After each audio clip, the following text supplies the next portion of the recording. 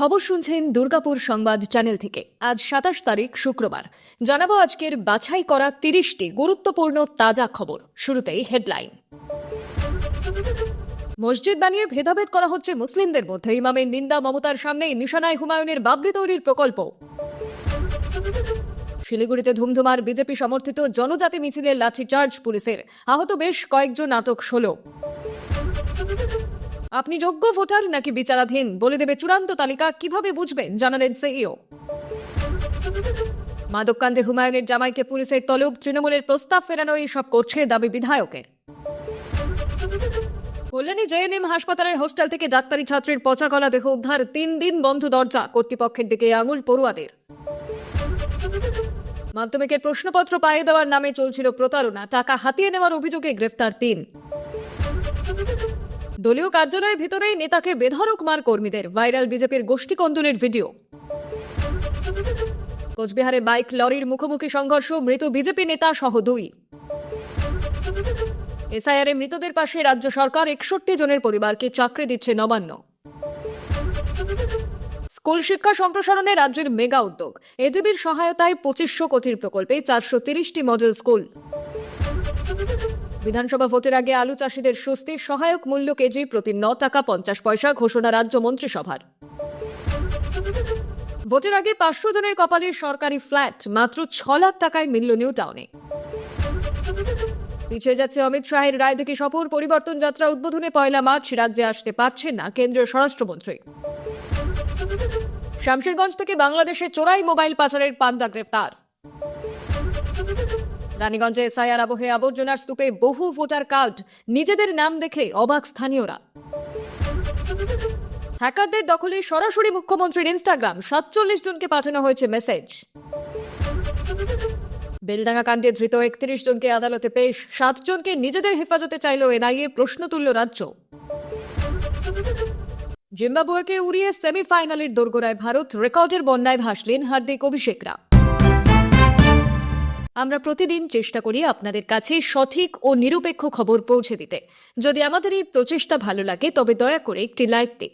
আপনার একটি লাইকই আমাদের আগামী দিনের অনুপ্রেরণা। এবার এক এক করে দেখে নেব বিস্তারিত খবর। উত্তরকন্যা অভিযান ঘিরে রণক্ষেত্র ফুলবাড়ি, চলল জলকামান, টিয়ার গ্যাস, পুলিশের সঙ্গে সংঘর্ষ, আটক একাধিক। উত্তরবঙ্গের শিলিগুড়ি সংলগ্ন ফুলবাড়ি এলাকায় বৃহস্পতিবার উত্তরকন্যা অভিযানকে কেন্দ্র করে ব্যাপক উত্তেজনা ছড়ায়। নির্যাতিতার ন্যায় বিচারের দাবিতে জনজাতির সুরক্ষা মঞ্চের ডাকা এই কর্মসূচি ঘিরে পুলিশ এবং বিক্ষোভকারীদের মধ্যে বাধে সংঘর্ষ। পরিস্থিতি সামাল দিতে পুলিশকে লাঠিচার্জ, জলকামান এবং টিয়ার গ্যাস ব্যবহার করতে হয়। দীর্ঘক্ষণ উত্তপ্ত থাকে গোটা এলাকা। আদিবাসী জনজাতিদের অভিযোগ, মুন্ডা বস্তিতে জমি বিবাদকে কেন্দ্র করে এক গর্ভবতী মহিলাকে মারধর করা হয়েছে। অভিযুক্তদের দ্রুত গ্রেফতার এবং ক্ষতিগ্রস্ত পরিবারের নিরাপত্তার দাবিতে উত্তরবঙ্গের প্রশাসনিক ভবন উত্তরকন্যার উদ্দেশ্যে মিছিলের ডাক দেওয়া হয়। সকাল থেকে বিভিন্ন এলাকা থেকে জনজাতির সম্প্রদায়ের লোকজন জড়ো হতে থাকেন। মিছিল ফুলবাড়ি হয়ে প্রশাসনিক ভবন উত্তরকন্যার দিকে অগ্রসর হতে থাকলে বিশাল পুলিশ বাহিনী ব্যারিকেড করে পথ আটকে দেয়। প্রত্যক্ষদর্শীদের দাবি, ব্যারিকেডের সামনে পৌঁছে বিক্ষোভকারীদের একাংশ ধাক্কাধাক্কি শুরু করেন। ব্যারিকেড ভাঙার চেষ্টাও হয় বলে অভিযোগ। পুলিশ প্রথমে মাইকিং করে সতর্ক করে, কিন্তু বারবার সতর্ক করেও পরিস্থিতি নিয়ন্ত্রণ করা যায়নি। শেষ পর্যন্ত উত্তেজনা চরমে উঠলে পুলিশের পক্ষ থেকে লাঠিচার্জ করা হয়। এরপরে উত্তেজনা না কমায় জলকামান ব্যবহার করা হয় এবং তাতেও কাজ না হওয়ায় টিয়ার গ্যাস ছোড়া হয়। ধোঁয়ায় ঢেকে যায় এলাকা। ছত্রভঙ্গ হয়ে পড়ে মিছিলের এক বিরাট অংশ। সূত্রের খবর, ঘটনায় একাধিক ব্যক্তি আহত হয়েছেন। তাদের মধ্যে বিক্ষোভকারী এবং পুলিশ দুপক্ষেরই কয়েকজন রয়েছেন বলে খবর। যদিও প্রশাসনের তরফে এখনো পর্যন্ত আহতের নির্দিষ্ট সংখ্যা জানানো হয়নি।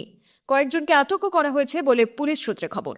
প্রশাসনের পক্ষ থেকে শান্ত থাকার আবেদন জানানো হয়। আইন নিজের হাতে না তুলে আলোচনার মাধ্যমে সমস্যার সমাধান করার বার্তা দেওয়া হয়েছে।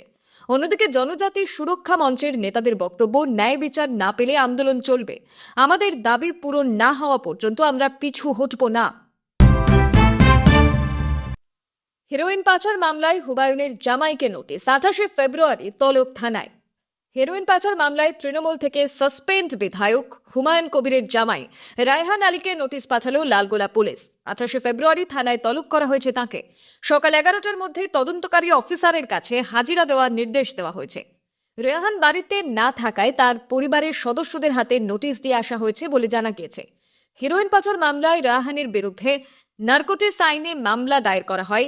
অভিযোগ, হিরোইন পাচারে যুক্ত রয়েছেন জনতা উন্নয়ন পার্টির চেয়ারম্যানের জামাই। আগেই দায়ের করা মামলায় জিজ্ঞাসাবাদের জন্য তাকে ডাকা হয়েছে বলে খবর। 8ই ফেব্রুয়ারি এই মামলায় পুলিশ রায়হান, তার বাবা শরীফুল ইসলাম, হুমায়ুন কবিরের কন্যা নজমা সুলতানার সম্পত্তি বাজেয়াপ্ত করে। 9 ফেব্রুয়ারি পুলিশ তাদের 15 কোটি টাকারও বেশি মূল্যের সম্পত্তি বাজেয়াপ্ত করেছে। মাদক সংক্রান্ত কার্যকলাপের অর্থের উল্লেখ করে পুলিশ পরিবারের সদস্যদের অন্তত 11টি সম্পত্তি বাজেয়াপ্ত করেছে। হুমায়ুন কবির জামাইয়ের বিরুদ্ধে ওঠা অভিযোগ অস্বীকার করে পাল্টা গভীর ষড়যন্ত্রের অভিযোগ তুলছেন। তিনি বলেন, মাত্র 4 দিন আগে রায়হানকে তৃণমূলে যোগ দেওয়ার জন্য চাপ দেওয়া হয়। লালগোলা বিধানসভা আসন থেকে প্রার্থী হওয়ারও কথা বলা হয়। তার আরও দাবি, রায়হানের এই অফার ফিরিয়ে দেওয়ার পরে সম্পূর্ণ মিথ্যে মামলায় তাকে নোটিশ দেওয়া হয়েছে। তিনি আরও বলেন, রায়হানের সঙ্গে রাজনীতি বা মাদক পাচারের কোনো যোগই নেই। রায়হান আগাম জামিনের আবেদন করবেন না। 28 তারিখ থানাতে হাজিরাও দেবেন না বলে জানিয়েছেন হুমায়ুন। এরপরেই কার্যত হুমকির সুরে জানিয়েছেন, তার জামাইকে গ্রেফতার করা হলে ফল ভোগ করতে হবে। 7 লক্ষ নামের নিষ্পত্তি অধরা, 3 ভাগে প্রকাশ হবে চূড়ান্ত ভোটার তালিকা। 2026 সালের পশ্চিমবঙ্গ বিধানসভা নির্বাচনের আগে রাজ্যের ভোটার তালিকা নিয়ে তৈরি হওয়া জটিলতা কাটার কোনো লক্ষণই নেই। বুধবার নির্বাচন কমিশনের একটি ইঙ্গিতে 7 লক্ষ নিষ্পত্তিহীন নাম চূড়ান্ত তালিকা থেকে বাদ পড়ার আশঙ্কা তৈরি হয়েছিল, যা রাজনৈতিক মহলে তীব্র জল্পনা ছড়িয়ে দেয়। যদিও বৃহস্পতিবার কমিশন সূত্রে স্পষ্ট করা হয়েছে যে আগামী 28শে ফেব্রুয়ারি প্রকাশিত হতে চলা চূড়ান্ত তালিকায় সবার নামই থাকবে, তবে তালিকাটি 3টি সম্পূর্ণ পৃথক শ্রেণীতে বিভক্ত করা হবে। কমিশনের সূত্রের নতুন ব্যাখ্যা অনুযায়ী ভোটার তালিকা 3টি ভাগে থাকবে: অ্যাপ্রুভড, ডিলিটেড এবং সবচেয়ে গুরুত্বপূর্ণ নিষ্পত্তি হয়নি বা আন্ডার অ্যাডপশন। অর্থাৎ বিপুল সংখ্যক যে নাম নিয়ে এখনও যাচাই প্রক্রিয়া বা আইনি নিষ্পত্তি চলছে তারাও তালিকায় থাকবেন, তবে ভিন্ন একটি ভাগে। জানা গেছে, নতুন ভোটারের আবেদন ফর্ম 6 এর ভিত্তিতে প্রায় 1,20,000 নাম অ্যাপ্রুভড তালিকায় যুক্ত হতে চলেছে। এর বাইরে পরবর্তী সময়ে যেসব নামের যাচাই সম্পূর্ণ হবে সেগুলি পৃথক সাপ্লিমেন্টারি বা অতিরিক্ত তালিকায় প্রকাশ করা হবে। তবে এই অতিরিক্ত তালিকা কবে বেরোবে বা কত দফায় প্রকাশ পাবে তা নিয়ে চূড়ান্ত ধোঁয়াশা বজায় রয়েছে।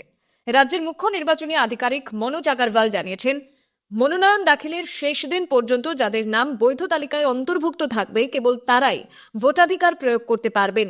অর্থাৎ নিষ্পত্তি হয়নি বিভাগে থাকা 7 লক্ষ নামের ভাগ্য আদতে বিচার প্রক্রিয়ার গতির উপরেই নির্ভরশীল।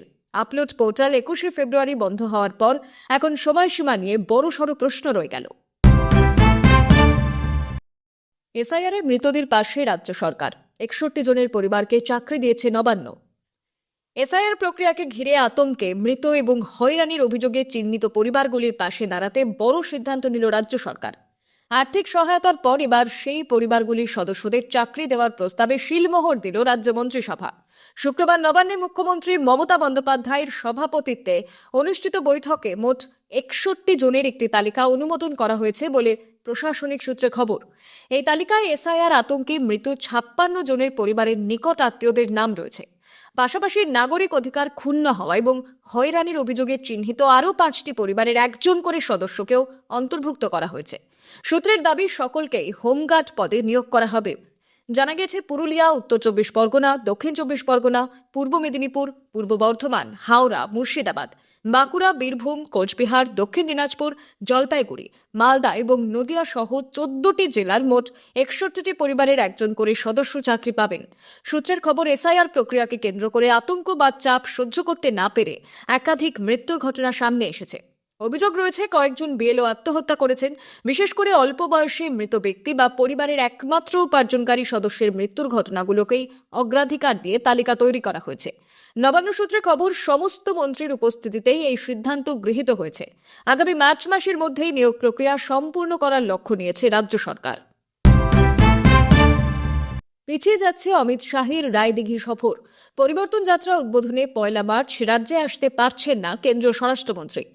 পিছিয়ে গেল অমিত শাহের দক্ষিণ 24 পরগনা সফর। পশ্চিমবঙ্গ জুড়ে বিজেপি যে পরিবর্তন যাত্রা শুরু করছে তার প্রথম দিনেই অর্থাৎ 1 মার্চ দক্ষিণ 24 পরগনার রায়দিঘিতে আসার কথা ছিল কেন্দ্রীয় স্বরাষ্ট্রমন্ত্রী শাহের। কিন্তু বৃহস্পতিবার সন্ধ্যায় বিজেপি জানিয়েছে 1 মার্চ নয়, 2রা মার্চ রায়দিঘি থেকে যাত্রার উদ্বোধন করবেন শাহ। পরিবর্তন যাত্রার উদ্বোধনের জন্য মার্চের প্রথম দুদিনই নির্ধারিত। প্রথম দিন 5টি জায়গা থেকে এবং দ্বিতীয় দিন 4টি জায়গা থেকে যাত্রার উদ্বোধন হওয়ার কথা ছিল। প্রথম দিনের 5টি উদ্বোধন কর্মসূচির মধ্যে একটি ছিল শাহের। আর বিজেপি সূত্রে খবর, ওই দিন শিখ গুরু তেগ বাহাদুরকে শ্রদ্ধা জানানোর একটি কর্মসূচি উপলক্ষে মহারাষ্ট্রে নভি মুম্বাইয়ে যাওয়ার কথা রয়েছে শাহের। সেখানে শাহ ছাড়াও অন্তত 7টি রাজ্যের মুখ্যমন্ত্রীর থাকার কথা। সে কারণেই 1 মার্চ শাহের পশ্চিমবঙ্গ সফর পিছিয়ে দিতে হচ্ছে। বৃহস্পতিবার সন্ধ্যায় বিজেপির তরফ থেকে শাহের যে সফর সূচি আনুষ্ঠানিকভাবে জানানো হয়েছে, সেই অনুযায়ী 1 মার্চ অর্থাৎ রবিবার রাত 9:50 নাগাদ শাহ কলকাতায় আসছেন। পরের দিন সকাল 11:15 নাগাদ কলকাতা বিমানবন্দর থেকে হেলিকপ্টারে তিনি রায়দিঘি রওনা দিচ্ছেন। 12টা নাগাদ পরিবর্তন যাত্রার উদ্বোধনী জনসভার মঞ্চে পৌঁছবেন অমিত শাহ। মসজিদ বানিয়ে ভেদাভেদ করা হচ্ছে মুসলিমদের মধ্যে। ইমামের নিন্দা মমতার সামনে, নিশানায় হুমায়ুনের বাবরি তৈরির প্রকল্প। কোনো ব্যক্তির নাম করলেন না, উল্লেখ করলেন না মসজিদের পোশাকি নামেরও। কিন্তু মসজিদ নির্মাণের প্রসঙ্গ তুলে বৃহস্পতিবার মুখ্যমন্ত্রী মমতা বন্দ্যোপাধ্যায়ের সামনে সরব হলেন কলকাতার 16 আনা মসজিদের ইমাম আব্দুল হামিদ। তার বক্তব্যে স্পষ্ট যে নিলম্বিত তৃণমূল বিধায়ক তথা জনতা উন্নয়ন পার্টির সভাপতি হুমায়ুন কবির মুর্শিদাবাদের বেলডাঙ্গায় যে বাবরি মসজিদ নির্মাণ শুরু করেছেন, ইমাম তাকে নিশানা করতে চেয়েছেন। বৃহস্পতিবার কলকাতা পুরসভা আয়োজিত ইফতারে যোগ দিয়েছিলেন মুখ্যমন্ত্রী মমতা। সেখানে 16 আনা মসজিদের ইমাম সরব হন মসজিদ নির্মাণ নিয়ে। বক্তৃতা করতে গিয়ে ইমাম বলেন, আফসোস হচ্ছে, মসজিদ বানিয়ে মুসলিমদের মধ্যে ভেদাভেদ তৈরি করার চেষ্টা হচ্ছে, এটা ঠিক হচ্ছে না, এর নিন্দা করি। তিনি এও দাবি করেছেন ওই মসজিদ নির্মাণের সঙ্গে কোনো ইমাম জড়িত নন। তার নাম না করলেও হুমায়ুনের জবাব দিয়েছেন। ভরতপুরের বিধায়ক বলেন, এই ধরনের ইমামদের কোনো সার্টিফিকেট হুমায়ুন কবিরের প্রয়োজন নেই। কিছু ইমাম আছেন যারা সামান্য ইমাম ভাতা এবং ব্যক্তিগত স্বার্থের জন্য মমতা বন্দ্যোপাধ্যায়ের পদলেহন করেন। তারা কি বললেন তাতে আমার কিছুই যায় আসে না। 1992 সালের 6 ডিসেম্বর উত্তরপ্রদেশের অযোধ্যায় করসেবকরা গুড়িয়ে দিয়েছিল বাবরি মসজিদ। দীর্ঘ মামলা মোকদ্দমার পরে সুপ্রিম কোর্ট ওই জায়গায় রাম মন্দির নির্মাণের নির্দেশ দেয়। 2024 সালের জানুয়ারিতে তার দ্বারোদ্ঘাটন হয়ে গিয়েছে। আর পশ্চিমবঙ্গের ভোটের আগে সেই 6 ডিসেম্বরে মুর্শিদাবাদের বেলডাঙ্গায় বাবরি মসজিদ নির্মাণের কাজ শুরু করেন হুমায়ুন। অনেকেই মনে করছেন পশ্চিমবঙ্গের রাজনীতি তৈরি হওয়া মেরুকরণের পরিবেশকে আরো গাঢ় করে তুলতে পারে হুমায়ুনের বাবরি মসজিদ নির্মাণের প্রকল্প। নদিয়ায় মেডিকেল কলেজে ভয়ঙ্কর ঘটনা। হোস্টেলের ঘরে পড়ুয়ার পচা গলা দেহ। কি ঘটেছিল, ঘটনার আতঙ্কে বাকি পড়ুয়ারাও। নদিয়ার কল্যাণী জেএনএম হাসপাতালের হোস্টেল থেকে ডাক্তারি পড়ুয়ার মৃতদেহ উদ্ধার। বৃহস্পতিবার নদিয়ার কল্যাণী জেএনএম হাসপাতালের জুনিয়র বয়েজ হোস্টেলের ঘর থেকে ফাইনাল বর্ষের এক ছাত্রের মৃতদেহ উদ্ধারকে কেন্দ্র করে চাঞ্চল্য ছড়িয়েছে। মৃত ছাত্রের নাম পুলক হালদার। কল্যাণী জেএনএম হাসপাতাল এবং মেডিকেল কলেজের ফাইনাল ইয়ারের ছাত্রই পুলক। বাড়ি দক্ষিণ 24 পরগনার মগরাহাটের ধামুয়ায়।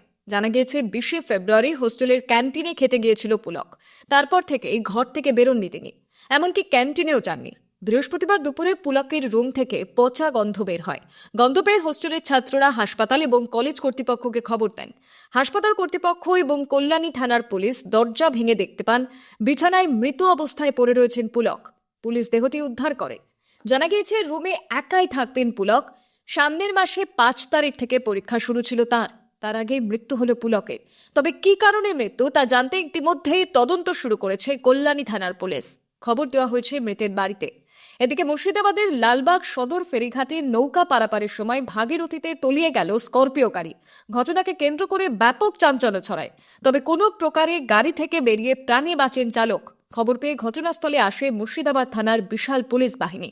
নদীতে ডুবুরি নামিয়ে গাড়িটি উদ্ধারের চেষ্টা চলছে। এই সদরঘাটে একইভাবে একাধিকবার নদীতে গাড়ি ডোবার ঘটনাও ঘটেছে। প্রাণহানির ঘটনাও ঘটেছিল। তারপরেও নিরাপত্তার তোয়াক্কা না করে জীবনের ঝুঁকি নিয়ে অবাধে একাধিক গাড়ি নিয়ে নৌকা পারাপার করা হয় বলে অভিযোগ। তবে প্রশাসনের পক্ষ থেকে কোনো ব্যবস্থা না নেওয়ায় ক্ষোভ প্রকাশ করেন স্থানীয়রা।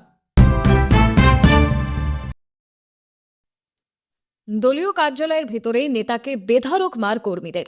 ভাইরাল বিজেপির গোষ্ঠী কোন্দলের ভিডিও। বিধানসভা ভোটের আগে গোষ্ঠী কোন্দলে একেবারে জর্জরিত গেরুয়া শিবির। এবার ব্যারাকপুর সাংগঠনিক জেলার অন্তর্দ্বন্দ্বের বেনজির ছবি ভাইরাল। নিজেদের মধ্যে সংঘাত চেয়ে কতটা প্রকট তা প্রকাশ্যে চলে এলো। দলীয় কার্যালয়ের ভিতরে দলেরই কর্মীদের হাতে বেধড়ক মার খেলেন সাংগঠনিক জেলার প্রাক্তন সভাপতি এবং ব্যারাকপুর সহ 4 জেলার আবহায়ক। সেই ভিডিও ভাইরাল সোশ্যাল মিডিয়ায়। যদিও মারধরের ভিডিওটির সত্যতা যাচাই করেনি সংবাদ প্রতিদিন ডিজিটাল। বিজেপি সূত্রের খবর, খতিয়ে দেখে প্রয়োজনীয় ব্যবস্থা নেওয়া হবে। ভাইরাল হওয়া ওই ভিডিওটিতে দেখা যাচ্ছে দলীয় কার্যালয়ের মধ্যে নেশাচ্ছন্ন হয়ে নিদ্রামগ্ন বিজেপি নেতা সন্দীপ বন্দ্যোপাধ্যায়। আর ভাইরাল হওয়া সেই ভিডিওর কারণেই দলের কর্মীদের একাংশের বেদম প্রহার জুটল তাঁর। ব্যারাকপুর সাংগঠনিক জেলার প্রাক্তন সভাপতি তথা ব্যারাকপুর সহ 4 জেলার দায়িত্বপ্রাপ্ত কনভেনারকে দলীয় কার্যালয়ের ভিতরে মারধরের অভিযোগ উঠল। ইতিমধ্যে সমাজ মাধ্যমে ভাইরাল হওয়া সেই ভিডিওর সত্যতা যাচাই করেনি দুর্গাপুর সংবাদ ডিজিটাল। সূত্রের খবর, দলের আর্থিক তহবিলের টাকা নিয়ে দীর্ঘদিন ধরে ব্যারাকপুরে বিজেপির অন্দরে মতবিরোধ চলছিল। সেই বিতর্ক থেকেই বচসা থেকে সন্দীপ বন্দ্যোপাধ্যায়কে মারধরের মতন পরিস্থিতি তৈরি হয় বলে অভিযোগ। কনভেনারকে ঘিরে দলীয় কর্মীদের একাংশের মারধরের ঘটনায় মুহূর্তের মধ্যে পরিস্থিতি উত্তপ্ত হয়ে ওঠে। ঘটনার পর বেশ কিছুক্ষণ দলীয় কার্যালয়ের পরিবেশ থমথমে ছিল। পরে ঘরোয়া আলোচনায় পরিস্থিতি নিয়ন্ত্রণে আসে। তবে এই ঘটনার ভিডিও প্রকাশ্যে আসতেই চাঞ্চল্য ছড়িয়েছে রাজনৈতিক মহলে। ঘটনাটি নিয়ে মুখ খুলতে চায়নি বিজেপির কোনো স্থানীয় নেতা। তবে জেলা বিজেপির সূত্রে খবর, বিষয়টি খতিয়ে দেখে প্রয়োজনীয় ব্যবস্থা নিতে তৎপরতা শুরু হয়েছে। স্কুল শিক্ষা সম্প্রসারণে রাজ্যের মেগা উদ্যোগ। এডিবির সহায়তায় 2500 কোটির প্রকল্পে 430টি মডেল স্কুল। রাজ্যে স্কুল শিক্ষা পরিকাঠামোর মানোন্নয়নে বড়সড় পদক্ষেপ করল রাজ্য সরকার। স্কুল শিক্ষা সম্প্রসারণ প্রকল্প নামে নতুন এই প্রকল্পের ব্যয় ধরা হয়েছে প্রায় 2500 কোটি টাকা। প্রকল্প বাস্তবায়নের সহযোগিতায় থাকছে এশিয়ান ডেভেলপমেন্ট ব্যাংক অর্থাৎ এডিবি। রাজ্যের প্রতিটি ব্লকে আধুনিক মডেল স্কুল গড়ে তোলাই এই প্রকল্পের মূল লক্ষ্য। নবান্নে মন্ত্রিসভার বৈঠক থেকে শিক্ষামন্ত্রী ব্রাত্য বসু জানান, এই প্রকল্পের আওতায় মোট 430টি মডেল স্কুল তৈরি করা হবে। প্রতিটি ব্লকে একটি করে স্কুল গড়ে উঠবে। পাশাপাশি রাজ্যের 87টি পিছিয়ে থাকা ব্লকে 2টি করে মডেল স্কুল নির্মাণ করা হবে। অর্থাৎ শিক্ষাক্ষেত্রে পিছিয়ে থাকা এলাকাগুলিতে বাড়তি গুরুত্ব দিয়ে এই পরিকল্পনা করা হয়েছে। এই নতুন মডেল স্কুলগুলিতে বাংলা এবং ইংরেজি দুটি ভাষাকেই পড়াশোনার সুযোগ থাকবে। আধুনিক শিক্ষা ব্যবস্থার সঙ্গে সামঞ্জস্য রেখে স্কুলগুলিতে উন্নত শ্রেণীকক্ষ, বিজ্ঞানাগার, লাইব্রেরি, ডিজিটাল লার্নিং সুবিধা, পরিচ্ছন্ন স্যানিটারি ব্যবস্থা এবং নিরাপদ পানীয় জলের ব্যবস্থা করা হবে। শিক্ষামন্ত্রীর কথায় শুধু পরিকাঠামোই নয়, শিক্ষার মান উন্নয়নই আমাদের মূল লক্ষ্য। তিনি আরও বলেন, প্রকল্পের মোট খরচের প্রায় 70% অর্থ দেবে এশিয়ান ডেভেলপমেন্ট ব্যাংক।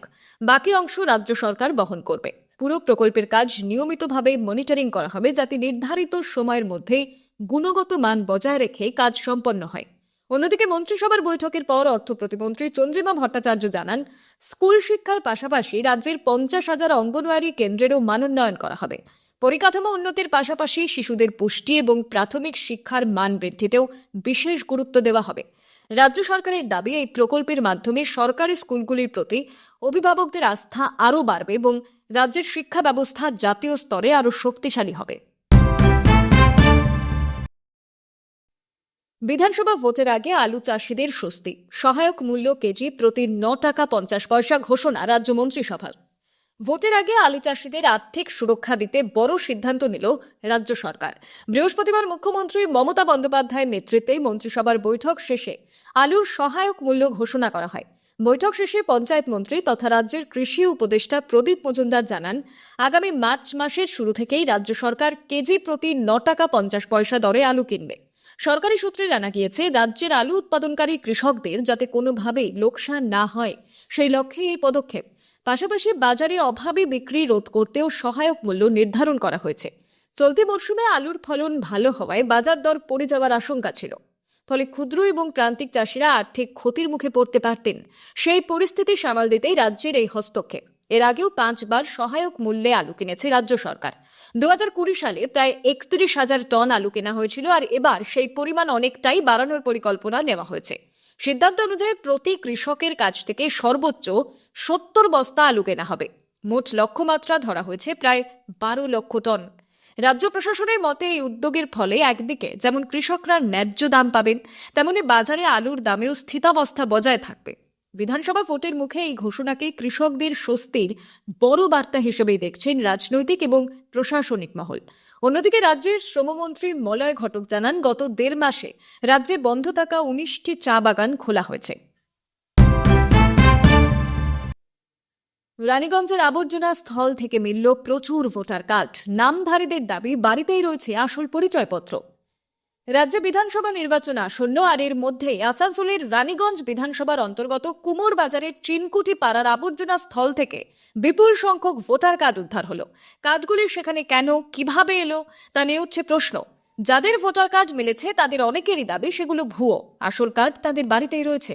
স্থানীয় সূত্রে খবর, কয়েকজন পথচারী আবর্জনা স্থলের ভিতরে একাধিক ভোটার কার্ড পড়ে থাকতে দেখেন। পরে খবর ছড়িয়ে পড়তেই এলাকায় ভিড় জমে যায়। এক যুবক জানান, তিনি স্টেশন থেকে বাড়ি ফিরছিলেন। সেই সময় তার ভাই ফোন করে জানান যে ভোটার কার্ড আবর্জনা স্থলে পড়ে রয়েছে। ঘটনাস্থলে এসে তিনি নিজের নামের একটি ভোটার কার্ড দেখতেও পান। তবে এই যুবকের দাবি, আসল ভোটার কার্ডটি তার বাড়িতেই সুরক্ষিত রয়েছে এবং সেটি কখনো তিনি কারো হাতে দেননি। স্থানীয় বাসিন্দা আরিফের দাবি, এই ঘটনায় কড়া পদক্ষেপ করা উচিত। তিনি এও জানান, ওই এলাকায় খোঁজ করলে আরও এরকম ভোটার কার্ড মিলতে পারে, যাতে কমিশনের স্টিকারও রয়েছে। এই ঘটনাকে ঘিরে উঠছে একাধিক প্রশ্ন। স্থানীয়দের একাংশের মতে, পুরনো ভোটার কার্ড বদলে নতুন কার্ড ইস্যু হলে সাধারণত পুরনো কার্ড নষ্ট করে দেওয়া হয় বা নির্দিষ্ট নিয়মে বাতিল করা হয়। কিন্তু সেই কার্ডগুলো যদি এভাবে খোলা কুড়েদানে পড়ে থাকে, তবে তা গাফিলতি বা অন্য কোনো অনিয়মের ইঙ্গিত দেয় বলে মনে করছেন অনেকে। খবর পেয়ে রানীগঞ্জ থানার পুলিশ ঘটনাস্থলে পৌঁছে সমস্ত ভোটার কার্ড উদ্ধার করে নিজেদের হেফাজতে নিয়েছে। পুলিশ সূত্রে জানা গিয়েছে, কিভাবে এত সংখ্যক ভোটার কার্ড সেখানে এলো তা খতিয়ে দেখা হচ্ছে এবং বিষয়টি তদন্ত শুরু হয়েছে। ভোটের আগে এই ধরনের ঘটনায় রাজনৈতিক মহল থেকে সাধারণ মানুষের মধ্যে কৌতূহল তৈরি হয়েছে।